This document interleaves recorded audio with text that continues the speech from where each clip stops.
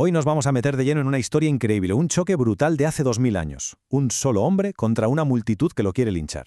Vamos a analizar su defensa paso a paso para sacar lecciones muy prácticas sobre cómo se puede superar el prejuicio y sobre todo cómo tener coraje en un ambiente que es totalmente hostil. La escena, de verdad, es de película. Hay que imaginárselo. Pablo está en las escaleras de una fortaleza romana. Lo acaban de sacar literalmente de las manos de una turba que intentaba matarlo. Y ahora se da la vuelta y se enfrenta a ellos.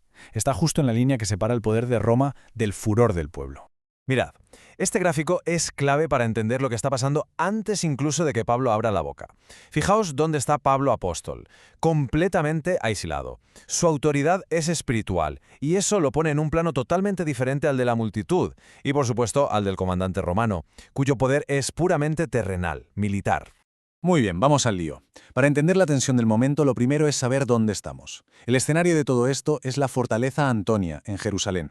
Y esto no era un edificio cualquiera, ¿eh? Era el símbolo del poder de Roma plantado justo al lado del lugar más sagrado para los judíos. Las escaleras donde estaba Pablo eran literalmente la frontera física entre el orden romano y el caos de la revuelta. Pues ese es el tremendo desafío que tiene Pablo por delante. Y la pregunta nos lleva directamente a su primera jugada, que es sencillamente brillante. Una lección fundamental sobre cómo empezar a derribar un prejuicio. Para calmar las aguas, lo primero que hace Pablo es intentar construir un puente, no levantar un muro más alto. Y su primer movimiento es un gesto de conexión cultural radical. ¡Boom! En vez de hablarles en griego, que era el idioma del imperio, el idioma de los opresores, les habla en su propia lengua, ya fuera arameo o hebreo. Con ese simple gesto les está diciendo, soy uno de los vuestros. Desafía de frente la idea que tenían de que era un traidor vendido a los griegos. O sea que esto es mucho más que elegir un idioma. Es un acto de empatía totalmente calculado para ganarse el derecho a que le escuchen. Antes de poder rebatir sus ideas, tenía que validar que compartía una identidad con ellos. Y una vez que consigue ese silencio, esa atención, Pablo valida su credibilidad haciendo algo que nadie se espera. Confiesa su propio pasado como extremista. Es como si les dijera, ¿creéis que tenéis celo por vuestras tradiciones? Yo tenía mucho más. Esta cronología es brutal. Lo que hace es demostrarles que él entiende perfectamente su furia, porque él mismo la sintió, pero de una forma mucho más organizada y violenta. No es un extraño que viene a criticarles, es uno de los suyos que ha visto algo que ellos todavía no han visto. La multitud está escuchando con atención esa historia de su conversión. Parece que la cosa se ha calmado, pero todo estaba a punto de saltar por los aires por culpa de una sola palabra, una palabra que lo cambió absolutamente todo. Pablo les cuenta que la misión que se le había encomendado no era para su pueblo, era para los gentiles, para todos los que no eran judíos. Y claro, la palabra gentiles fue la gasolina en el fuego. Para ellos, en ese contexto de opresión romana, la idea de compartir su exclusividad religiosa con extranjeros impuros no era solo una ofensa teológica, era alta traición. Confirmaba todos los rumores. Pablo era un enemigo de su pueblo. Así que el motín estalla de nuevo. El comandante romano, que no entiende ni una palabra de lo que se ha dicho, se desespera y ordena que azoten a Pablo para sacarle la verdad. Pero Pablo todavía se guardaba un as en la manga. Y con esa simple pregunta, todo se detiene en seco.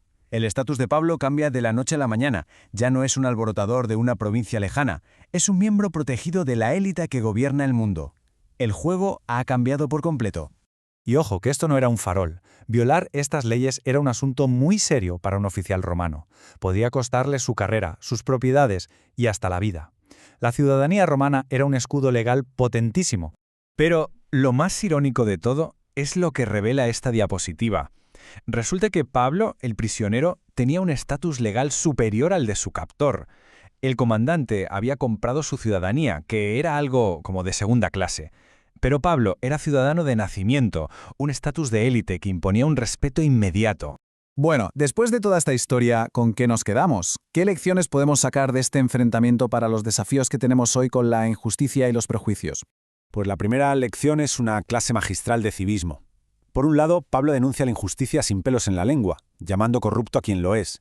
Pero en cuanto le hacen ver que ha insultado al cargo, no a la persona, se disculpa. Es un equilibrio muy delicado. Hay que ser valiente para denunciar la injusticia, pero sin perder el respeto a las instituciones. Y la segunda lección es una estrategia atemporal contra el prejuicio. Empieza por la empatía. Busca un terreno común, como hizo Pablo con el idioma. Construye un puente. Y solo cuando ese puente esté construido, ten el valor de desafiar los muros que nos separan. Primero conectar, después confrontar. Pablo usó de forma estratégica todas sus identidades, su educación judía para conectar y persuadir, y su ciudadanía romana para protegerse y exigir un juicio justo. No usó sus ventajas para su propio beneficio, sino para poder seguir adelante con su misión. El punto clave es que, como Pablo, todos nosotros tenemos una combinación única de identidades, de ventajas. Nuestra nacionalidad, nuestra formación, nuestros recursos, nuestro estatus social, todo eso forma parte de lo que somos. Esta historia nos enseña que esas identidades no son solo para nuestro beneficio personal, son herramientas muy poderosas, herramientas para proteger al vulnerable, para ser la voz de los que no la tienen, y nos deja con una pregunta flotando en el aire: ¿qué estamos haciendo nosotros con las cartas que nos han tocado?